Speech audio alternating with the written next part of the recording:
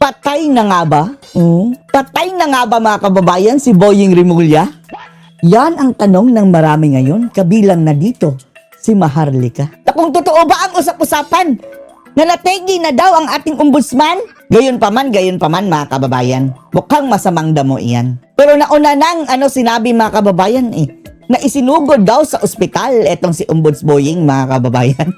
At ang usap-usapan ngayon, kinuha na daw ni Taning kasama ni Akop mga kababayan. At kung patay man, bakit tinatago daw ang bangkay? Pero espekulasyon lang po yan mga kababayan ng mga netizens. Dahil bakit hindi pa nagpapakita? Alam naman nating adik mga kababayan sa press conference, ito si Boying Rimulya. Ngayon mga kababayan, tahimik pa sa sementeryo. Ay Diyos ko. Kaya ang ating diskusyon ngayon mga kababayan ay ibabase natin dito sa diskusyon ng ating paboritong agent ng bayan, si Agent Jonathan Morales mga kababayan. Hihiramin muna natin itong kaunting clip lang naman mga kababayan ni Agent Jonathan Morales. Kung gusto nyong manood ng buo, puntahan nyo mga kababayan ang kanyang YouTube channel, Agent ng Bayan, Jonathan Morales mga kababayan. I-subscribe po natin at panoorin natin mga kababayan dahil marami po tayong matututunan dito sa ating kababayang si Jonathan. Panoorin po natin itong naikling clip lang naman ito mga kababayan. At bakit ganun na lamang ang pananabik ng sambayan ng Pilipino nung magkabalita na ito ay isinugod sa ospital? Isinugod pa lang sa ospital mga kababayan, parang nagpa-fiesta na ang mga tao na kunin na yan. Kunin na rin Taning. Parang gusto na nilang makuha ni Taning mga kababayan si itong si Ombuds Boying. At hindi lang yun yung bang nung malaman pumutok yan na sinugod daw sa ospital, abay, ang daming nagdasal. Ang daming nagdasal. Hindi para humaba ang buhay. Hindi para humaba ang buhay, kundi para mamatay. Grabe. Ganyan kagalit ang tao mga kababayan sa grupo ni Nabangag. Hindi mo masisisi ang taong bayan, Dahil etong grupo ni Nabangag mga kababayan, dito sa kanilang pagnanakaw, pagsisira sa Pilipinas, parang indirectly, ang dami nilang pinapatay na tao mga kababayan. Lalong-lalo na yung paglaganap ngayon ng illegal na pulburon, ang namamatay ngayon mga kababayan mga inosente. Kundi para matapos na ang buhay dito si Boying Rimulya.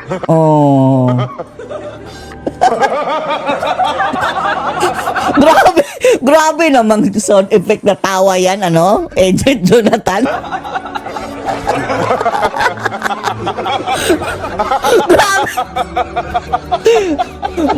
Grabe yung halakak mga kababayan ng sound effect na tawa ni Agent Jonathan Morales.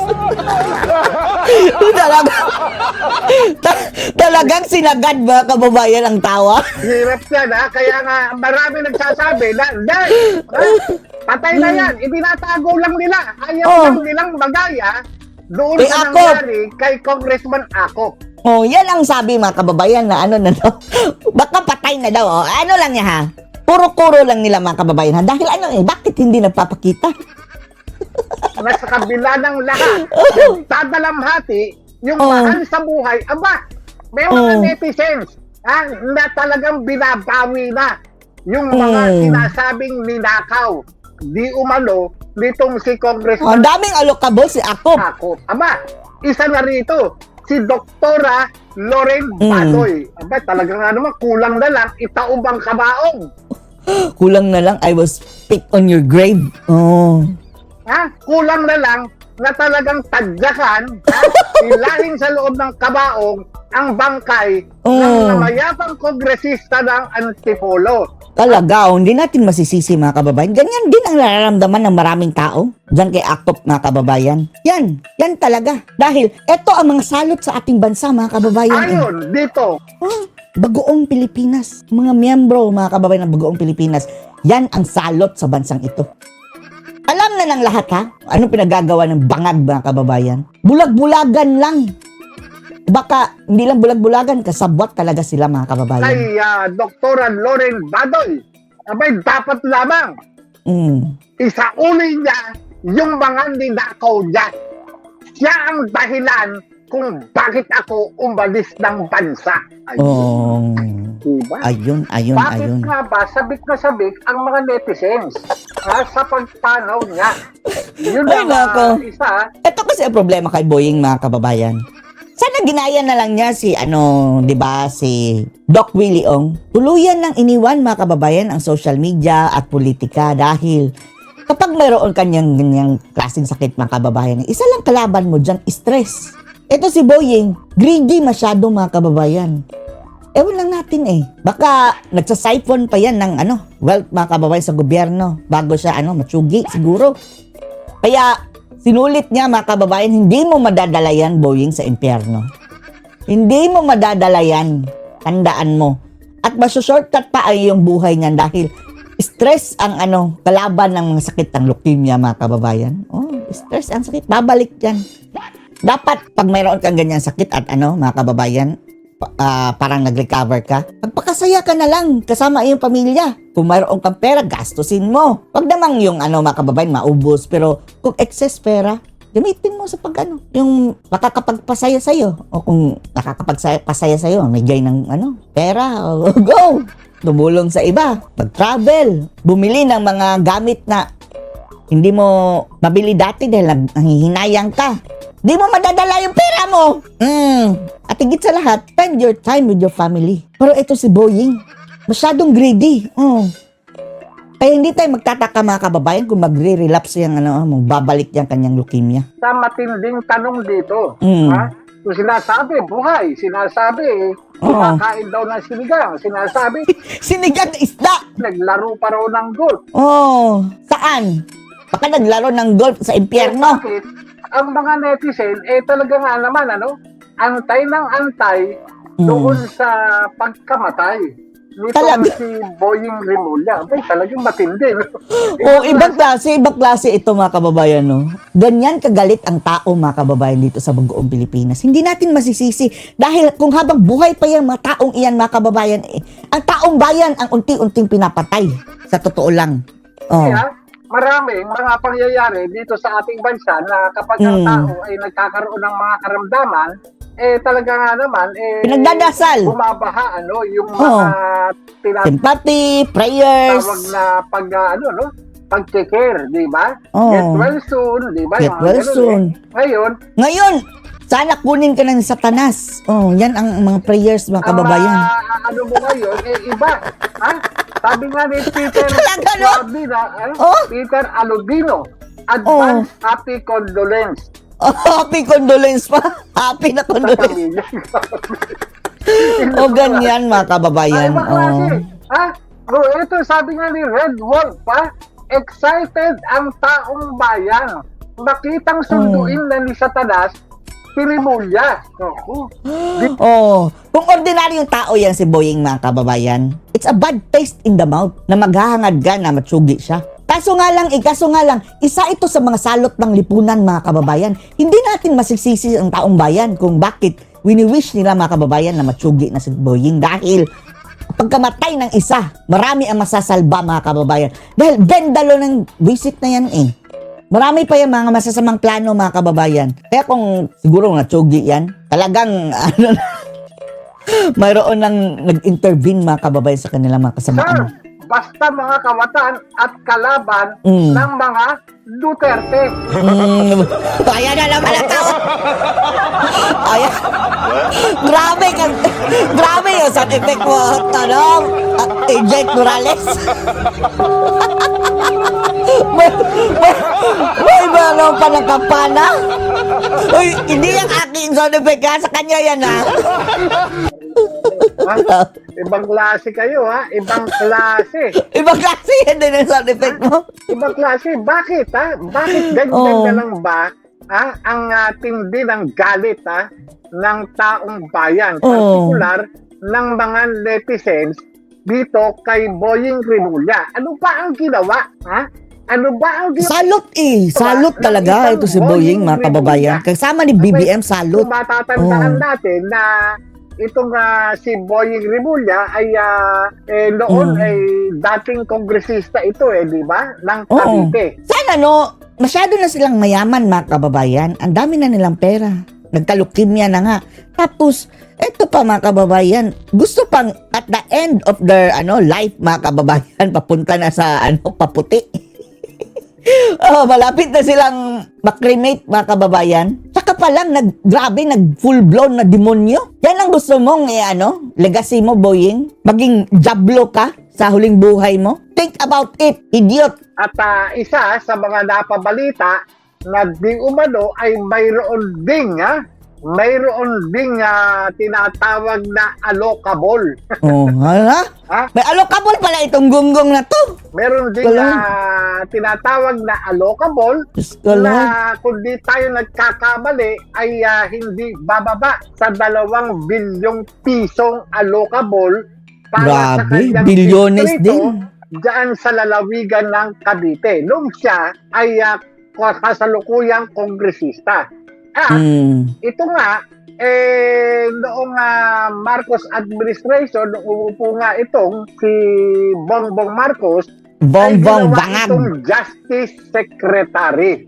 Ayan. At dahil nga ito ay isang abogado at mayroong Bendalo. kaalaman sa mga sa batas, Iwan na natin kung talagang mga kababayan, mayroon ba talaga yung sapat na kaalaman? Hindi yan nag-practice na mga kababayan, nag-politician yan eh.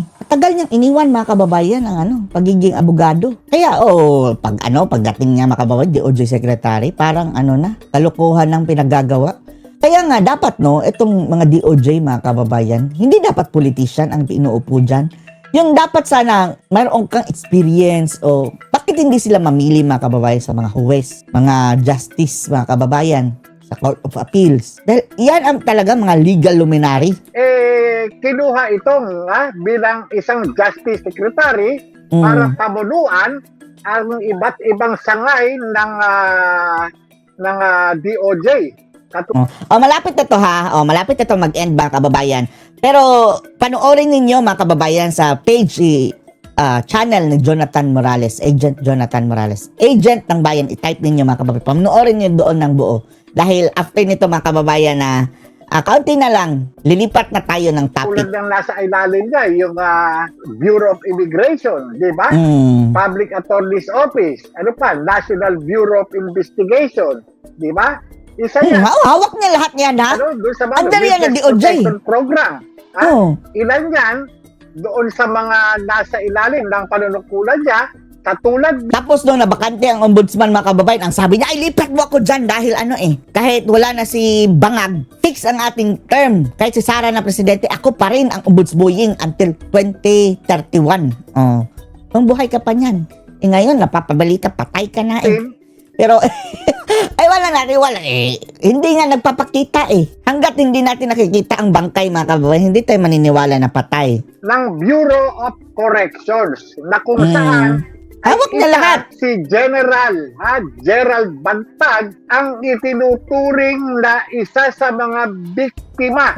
Unang biktima mga kababayan. Damage ng umupo itong si Boying Rimulya dyan sa Department of Justice. Kawawa si Bantag, no? At nasira ang buhay ni Bantag mga kababayan na doon sa talagang naging pinagtagis ng bagang ng taong bayan ay yung ginawang pag-aresto kay Tatay kay Digong. dating Pangulong Rodrigo Roa Duterte. Pagkatapos nitong lumapag sa airport ng NAIA galing sa Hong Kong. Ayan. Parang sininoy mga kababayan, no? Sabing chismis na pagpanaw nitong si Rimulya ay talagang samut-sari. Hanggang ngayon, chismis pa lang yan mga kababayan. Ang naging reaksyon or parang parang wish, death wish. ang mga netizen. Nagsasabi pa nga mga netizen huwag ikahiya ang pagkamatay. Huwag ka mahiya, Boying. Proud ka na, patay ka na dapat. Yan ang iniisip ng mga netizens mga kababayan na wag daw ikahiya ang pagkamatay.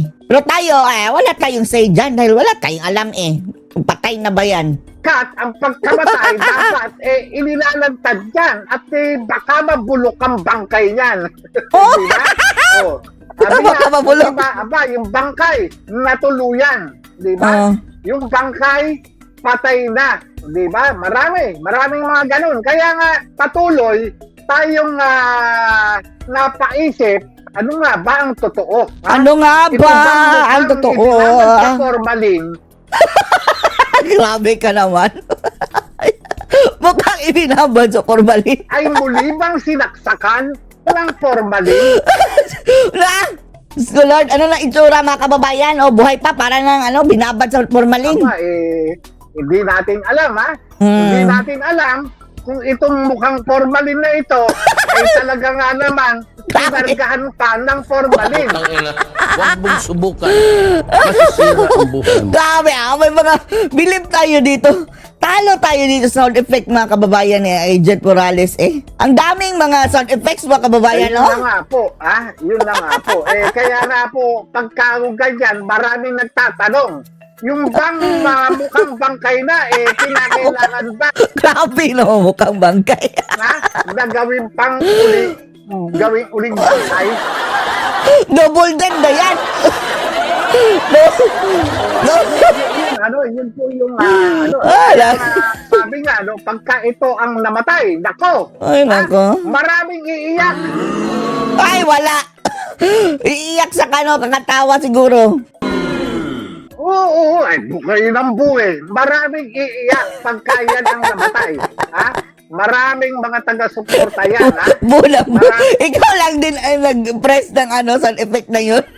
Maraming mga lihim na taga-suporta yan na mga troll. Oh, may bayaran. Nasa payroll daw ang mga troll. Oh.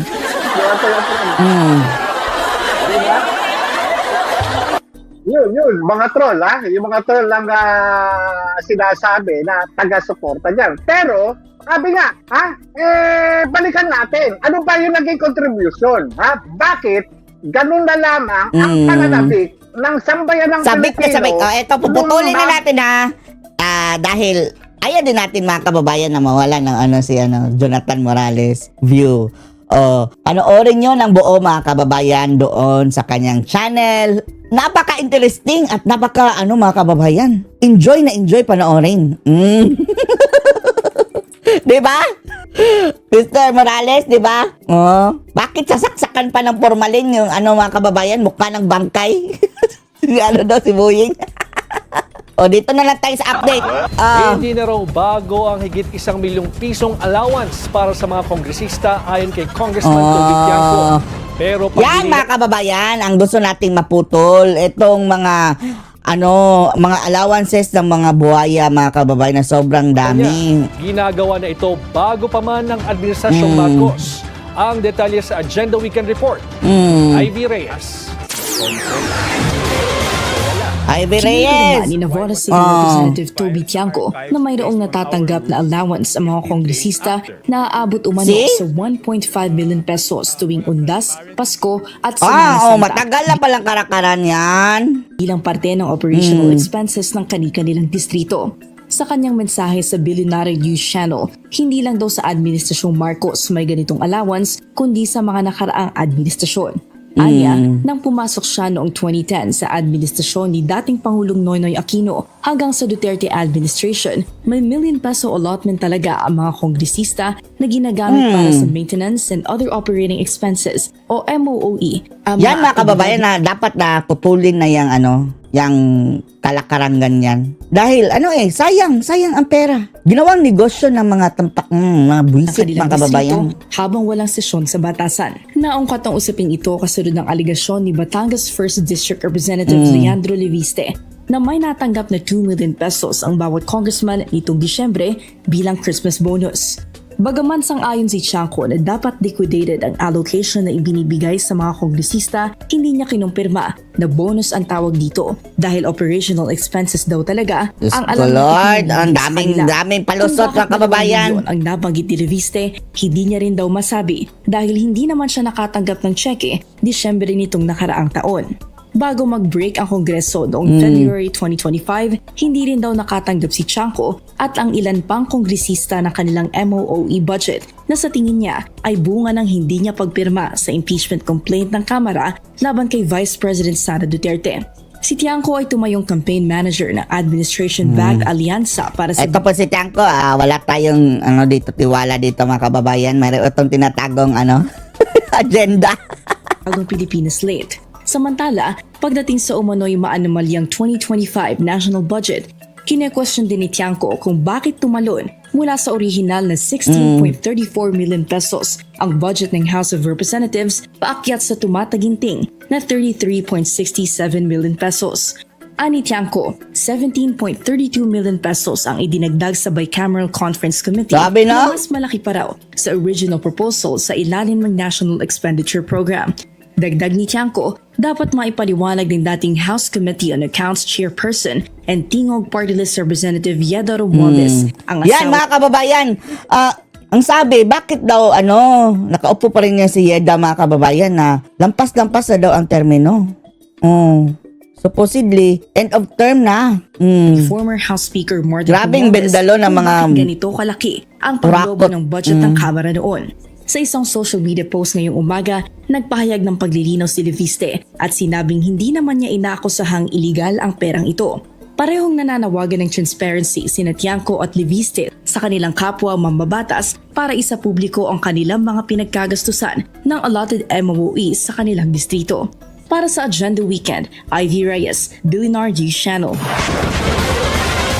Nilinaw ng DPWH na walang porsyento sa proposed 2026 budget nito ang para sa locally funded flood control projects. Alinsunod daw yan sa direktiba ni PBBM. Pababangag. Ayon sa ahensya, ang panukalang 2.49 billion peso allocation ay nakalaan para sa rehabilitation at pagsasaayos ng existing na mga proyekto at programa. Kabilang na ang Oplan kontra baha. Gagamitin daw ang Lord, pondo flood control baha, tapos ninakaw ang flood control. para matiyak na magagamit ang mga drainage system at iba pang proyekto sa buong bansa. Pangako ng DPWH, sisikapin nilang Eto mga kababayan Garapala na itong mga kababayan, ginawa ni Bangag mga kababayan na kabalastugan sa bayan. Bakit hinahayaan pa rin? Pumalag na ang tao mga kababayan, pero itong mga politician, sila na lang ang mga kababayan Kakampwit mga kababayan. Kaya nananatili sa pwesto ang kurakot mga kababayan dahil pareho sila lahat kurakot. Dahil kung totoo pagugulungin natin ang hustisya, impeach siya yan si Ngagbo mga kababayan. Legally, kung idaan natin sa legal mga kababayan, impeach siya yan si Bangag. kinabangan ng husto ang limitadong pondo upang mabawasan ang panganib dulot ng pagbaha. Sa pagpasok ng bagong taon, umaasa si Senator Panfilo Lacson Ay, isa pa yan mga kababayan. Tandaan ninyo si Lacson mga kababayan kung paano niya pinagtanggol itong si Bangag at pinagtakpan. Kasabwat yan mga kababayan. Kasabwat yan sa sindikato ngayon na nangyayari sa gobyerno. Kung paano niya pinagtatakpan itong si Bangag. Kunwari lang yan mga kababayan na lalabanan ko corruption. Tapos todo depensa kay Ngagva. Todo depensa. Ililihis niya mga kababayan ang na usapan. magpapatuloy ang laban ng administrasyon kontra korupsyon. Ayon sa Senador, looking forward siyang hindi mawawala ang momentum ni PBBM.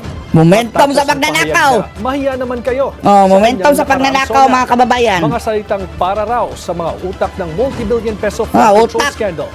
Bagamat As if- tila as if hindi may umano umaayon sa mga walang Pangulo ang utak. resulta ng mga survey, Wala namang mga utak mga kababayan. Diyos ko Lord. hopeful siyang mas mahihigpitan pa ni PBBM ang crackdown sa mga opisyal na Nakita niyo yung nagpapayaman ng screenshot ni Jim Chase mga kababayan? Nagmumukbang daw mga kababayan si Bangag doon sa mga kababayan ng lalaki. And then si Admiral nakita mismo mga kababayan na walang saplot. gamit ang Allegedly si Admiral daw yun. pondo ng bayan.